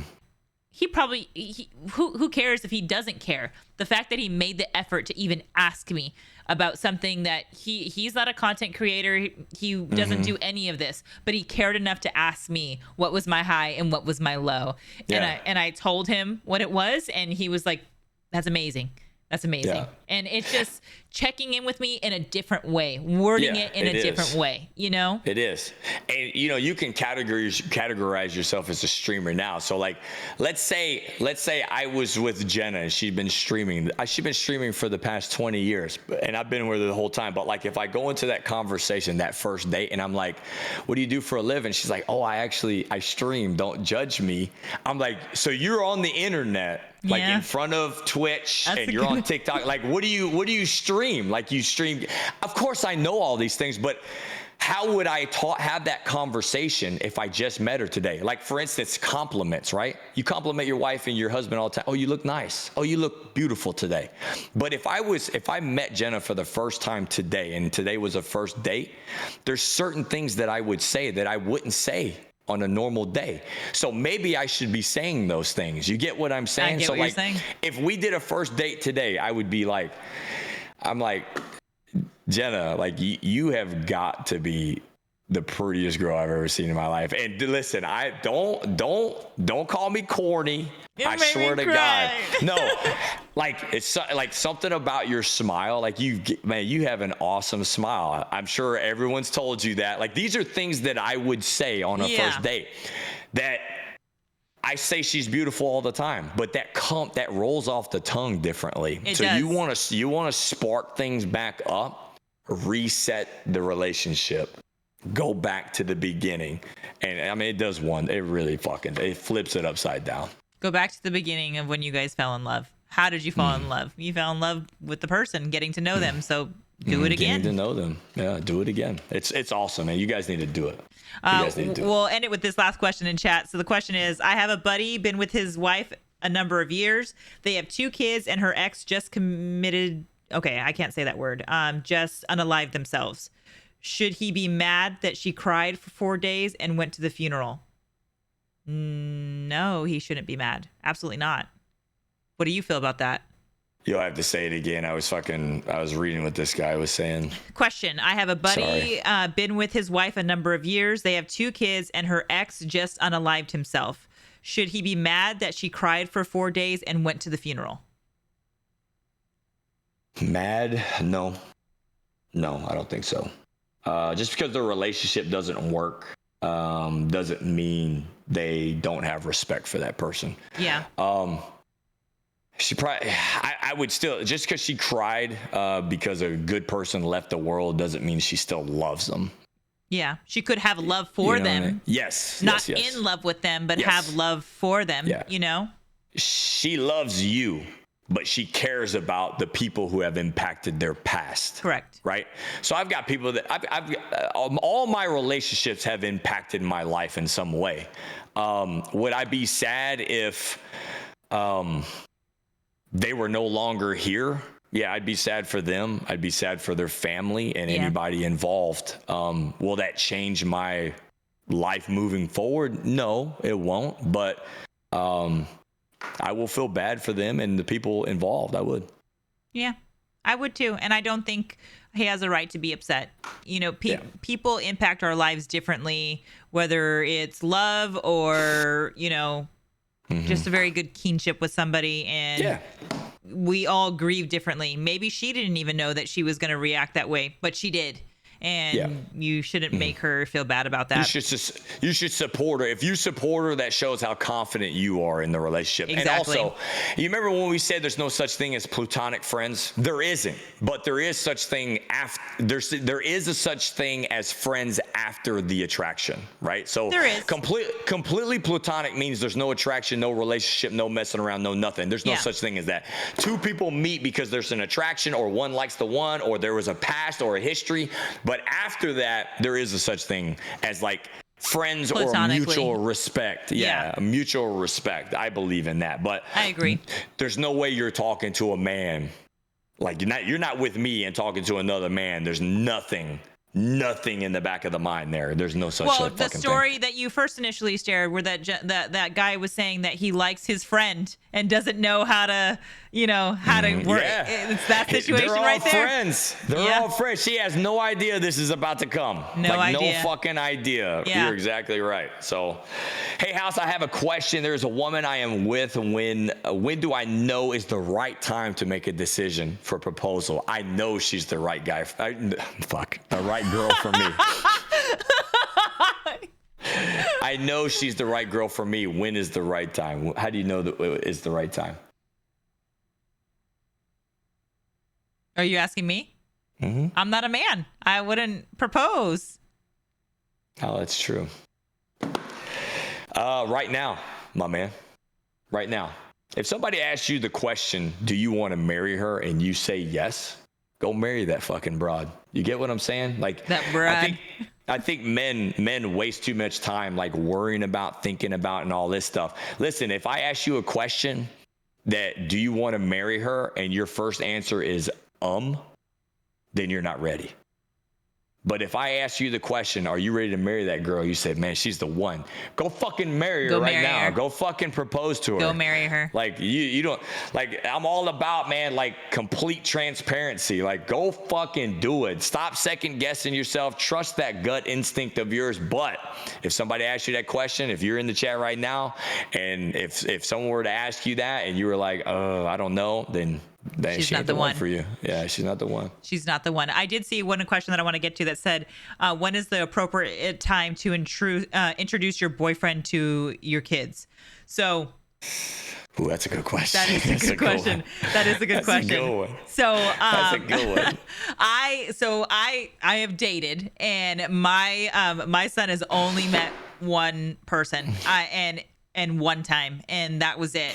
And it's because I am very protective of my son and who we have around him. And I grew up in a household where that was something that was I met everybody, and I saw how it affected me. So I didn't want to do that to my son. So to me, I will not have someone around Carter unless it's somebody that I'm in love with. I'm in love with, and I see a future with, and they love me, and we see a future together. That's how I view it. So I would ask you, if you love this man and he loves you, then it's probably time to introduce families. Yeah, that's a tough one. Like, what if you know without a doubt? So here's the problem. You just don't know what the other party's doing, right? So like, I love you dearly.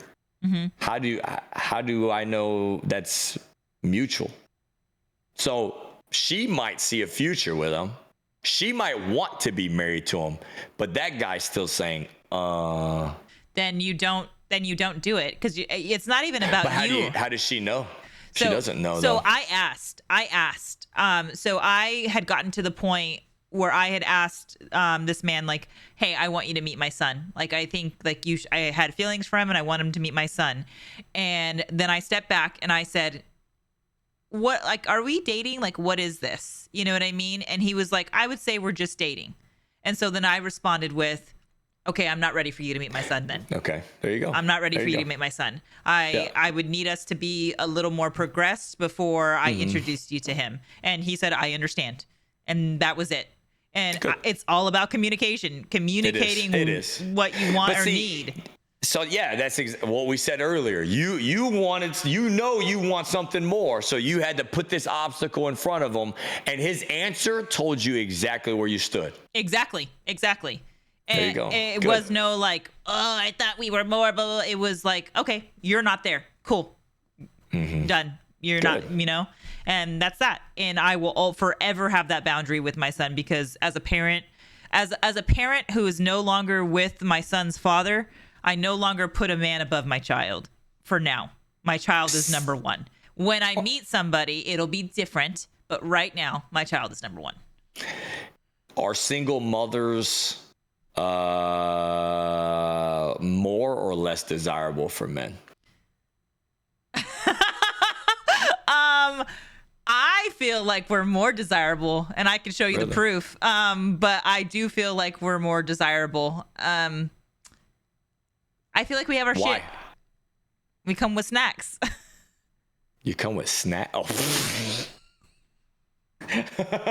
What? Yeah. Single moms, listen, single moms are like Happy Meals. We come with toys. Period. You don't get that? I'm interested to see what all these people say, though. Kat says less. I think it's less. Says B-Mac. Less. No one wants to be a stepdad, says Supreme. I think it depends on the number of kids, if we're being honest. I don't think it depends on number of kids. I think men more judge on how many baby daddies. Most of the women are saying less. I've not had that problem. And I'm not trying to less, be... man, because they know... I'm not trying to be like a fucking weirdo here, but I'm saying like it surprised me. It has surprised me how many men are like okay with it and like pursue, and I'm like, but I have a kid, and they're like, and I've just experienced different. It's interesting. Like I would be interested to, like, I wish we could do a poll on that. Like I think okay, so let's ask the question here. Let's ask the question. We'll post this on TikTok. Ask the question. Go. You're gonna post it on TikTok? Yeah, let's see what the comments say. What's the question? Okay, let me restart. Okay, here we go. Are single mothers more or less desirable by men? I think they're more desirable. Is that how you're gonna post it? That's how I'm gonna post it, just with what you said. With what you said. And then post this right at, like, cut this in there. Okay. End it on that. I swear. End it on that. Okay. I'm about to get some mad hate. You're gonna get so mad hate. I'm gonna get mad hate on that one. Yeah. I think less desirable. You think less desirable? Have you dated single moms? Yeah. Why are they less desirable to you? Even when I dated them, it was always in the back of my mind. Once I get over this first rung of like developing or establishing a relationship with the lady, now I've got to worry. Like, one of them had 3 kids. Now I was like, fuck, man, now I got to worry about establishing a relationship with the 3 kids. Like, are they going to like me? I know that's going to be a big issue. So now it's almost like not only am I dating the mom, I'm also dating the kids in a weird way, right? So yeah. I gotta be fun, cool, and present, whatever. And then on top of that, immediately when I problem solved that for myself, Trish, I was like, well, fuck, man. Would I even want to do that? Because what if I develop a good rapport? Because I like kids. What if I develop a good relationship and a good rapport with these kids, and then it doesn't work out with her? You get what I'm saying? So it's like now, more added like things that you have to go through. Got it. Okay. More things you lose because the relationship doesn't work out. Now, they're her kids. Like, that's not, I wasn't like seriously worried about it, right? But I was like, when I thought about it, I was like, man, that's probably fucked up for some people, because some people get attached to kids and they don't have a choice because it's not their kid. That's kind of fucked. I wonder if there's a difference if the single mom has younger kids or like teenagers. Like, I wonder if there's a difference in men's mind. Like, teenagers? Yeah. Well, yeah, I think so. Because for B-Mac said, I didn't say nothing, B-Mac, when you asked the question about seeing the kids meeting the other, his first question was, how old are they, though? Yeah. So I would think for some people it matters. So I think, like, thinking about it more, they're probably less desirable if they have kids that are younger, because the mom is probably more like a lot more focus on the younger ones, to like a mom who has a kid who's like a teenager, or kids that are teenagers, because like the kids are all gonna be out here soon. They're gonna be living their lives here soon, whether it's college or moving out or whatever. So I think that probably plays a little bit into it too. We have a poll in chat right now that says, are single mothers more or less desirable? And we have 100% vote on less. Thank you for that. I appreciate you guys so much. Thank you. Oh my God, Thank bro. you. Shit. 100%. God damn. Yeah, ridiculous. I guess Trish is the 0.001% out there that's experienced the good end of that. My life. I mean, maybe though. Maybe my relationships or like dating that didn't work out was because I was a single mom and they never told me. Like maybe it was. Who knows? Well, see, that's the other thing. Like, I don't think anybody that dates a woman is gonna tell them, yeah, your kids are a problem. I don't think I've ever heard a guy, but like I even says like I got kids. Is that a problem? It's like no, it's not a problem. But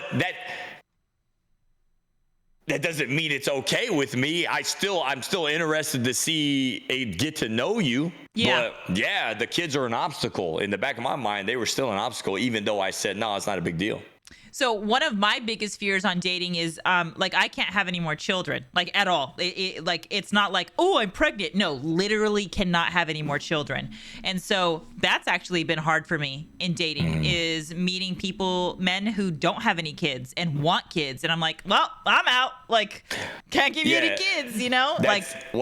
That's funny that you said. So like Supreme just said, and I agree with his statement. He's a little brash, but I agree with his statement. He says, "There's no one gets into dating saying they want to be a stepdad." I agree. I would agree with that. And I would say that's probably one of the reasons in the back of my mind why I don't introduce my child to men also is because I want you to date me. You're not dating my child. You know what I mean? Like I know how amazing my son is, and it is a privilege to be in my son's life.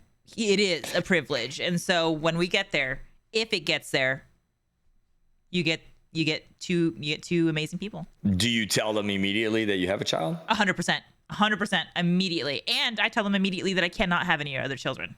I let them know like, hey, if you like are looking to have that, like I can't have children. So, because to me, like I don't want to get to know you and like you and then find out that you want more and I can't give you more. But I always throw in the crack, I'd adopt though.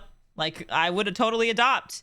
And so like for me, when I am interested in a man, if he has children, I'm okay with that because I would love more children. I just can't have any more. So like to me, if there's a single dad, I've heard many men in my comments saying that women don't want single dads. I love children and I would love to have more. So if somebody had children, that wouldn't be like a negative for me at all. At all. Any more questions? Are we good? Yeah, I got one more. Okay. I feel like some women, not all, very small percentage, some women will get into relationships because they want to be married or they want to have kids. Say that one more time. Some women get into relationships with their main priority being they want to get married and they want to have kids. That was my first marriage. Absolutely. Absolutely. Okay. My first marriage, I got married because I wanted a family that I could create because my family was so unstable. And again, not knocking my mother. My mother did her best. She absolutely did her best, but she was living life for the first time too. You know what I mean? So she did what she could.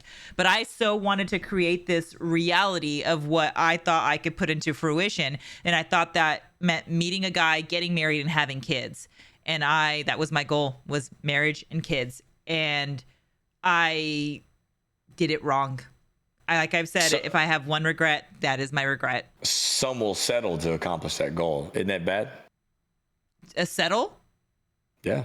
What do you mean by settle? Like I've seen women that will literally like try so hard to like wife up a guy because they just want to be married and have kids. Like try so far. It didn't matter what they did. Didn't matter who they were, what they looked like. They just wanted that so bad. So they would have sacrificed everything on the checklist to get that. I have known women that are actually still married to those partners today and extremely unhappy because of that. So why is that a thing? 'Cause I've never heard of a man say anything like that. So when you look at a man who's married, what's the first thing that comes into your mind? There's somebody that could stand this person, right? So they look more, when you see a man that's married, you're like, somebody could stand this person. So the man. Hold on. Hold on. I'm gonna land it. I'm gonna land it. Go ahead. So when somebody sees a man married, they think somebody could put up with this man. They could put up with his BS. He must be a normal person, like a good person, right? The same thing applies to a woman. If they're married, automatically they think she's desirable, birthing, whatever. So in women, in our minds, we think if we're married, like, we accomplished something. Like, check, that's off our list. Now we can do all this other shit. But it's not even about the marriage and the relationships. It is just being married. It's nothing more than that. It's very, very, very superficial. I think with time and age and learning about like what love and relationships and commitment really is, that changes, that ideology changes.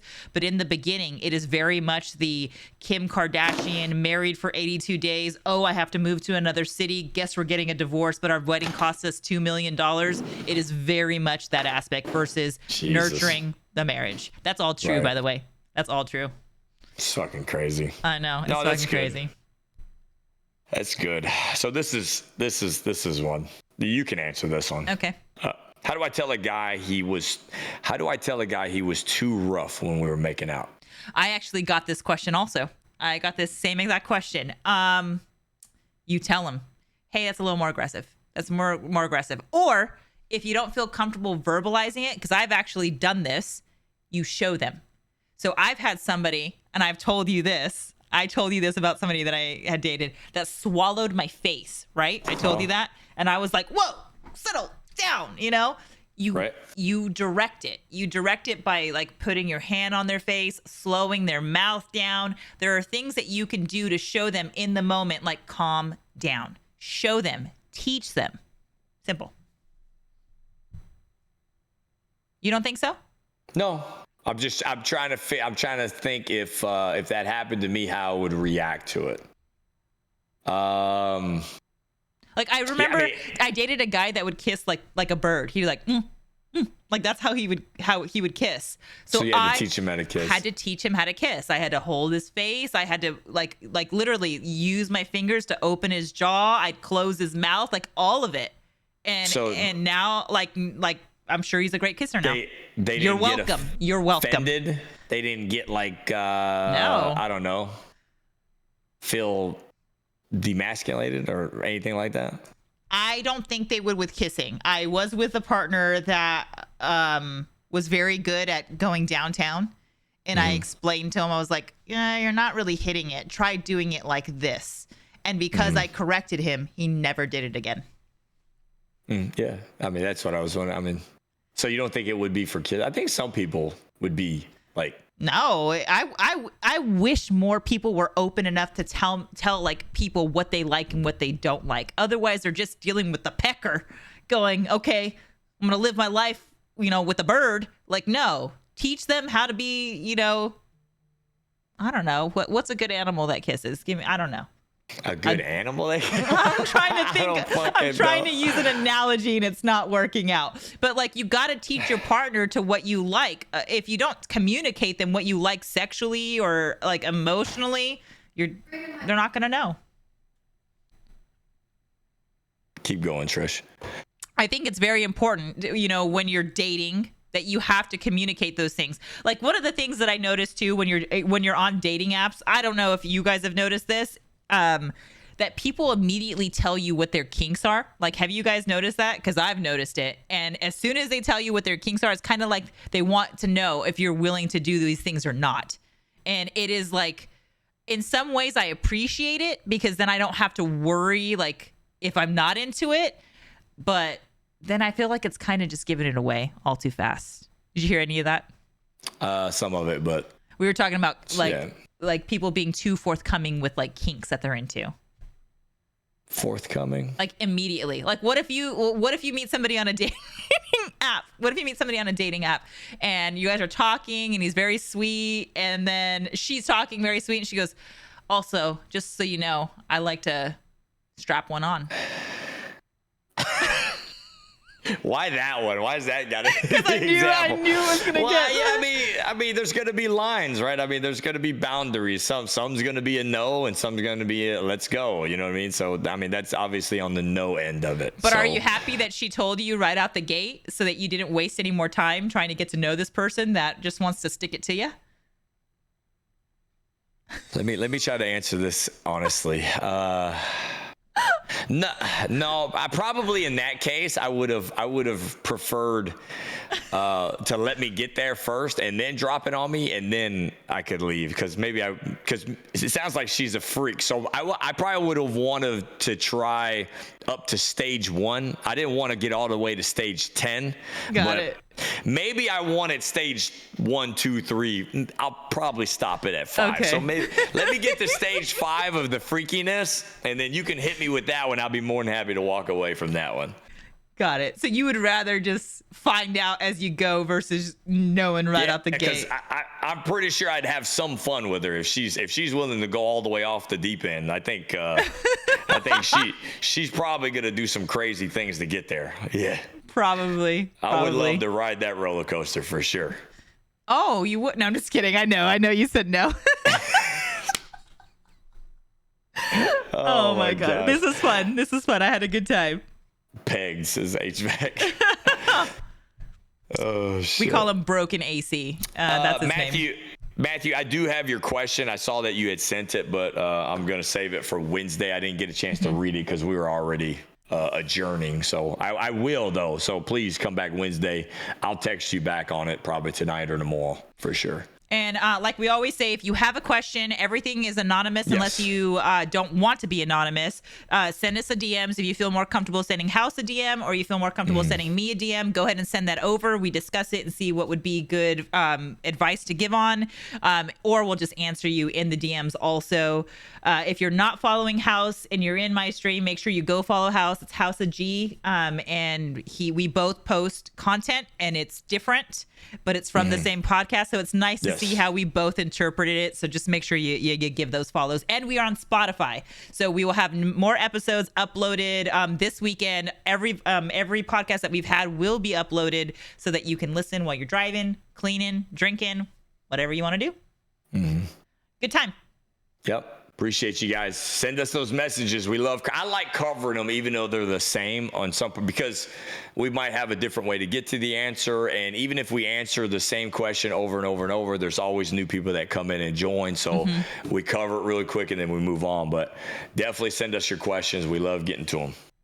Absolutely. And then make sure you guys go check out the new videos posted, favorite, all of it pushes us out onto the algorithm and helps give people the advice that they need. On Spotify, and it's also on YouTube also. Correct. All right. So we will see you guys later. I'll see you later. Appreciate it, Trish. Bye. Peace.